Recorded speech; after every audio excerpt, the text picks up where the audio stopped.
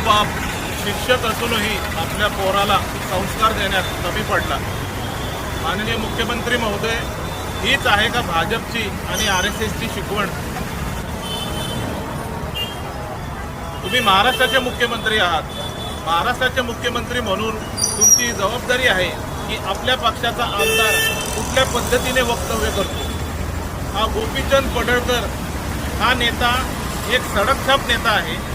त्याची काय अवकात आहे त्यांनी ती काल दाखवून दिली। महाराष्ट्राचे ज्येष्ठ नेते माननीय जयंतराव पाटील साहेब यांच्यावरती त्यांनी अत्यंत अश्लील भाषेमध्ये टीका केली। त्याचा आम्ही राष्ट्रवादी युवक काँग्रेस कोथरूड विधानसभेच्या वतीने जाहीर निषेध व्यक्त करतो। आज राष्ट्रवादी युवक कोथरूड विधानसभेच्या वतीने आम्ही ठिकठिकाणी हे फलक लावले आहेत। हे फलक लावून आम्ही गोपीचंद पडळकर यांना एक आव्हान देत आहोत की तुम्ही कधी पुण्यामध्ये आले की तुमच्या तोंडाला आम्ही काळं फासल्याशिवाय आम्ही शांत बसणार नाही। हे तुम्हाला चॅलेंज आम्ही या ठिकाणी देतो आणि तुमच्या या वक्तव्याचं आम्ही जाहीर निषेध व्यक्त करतो।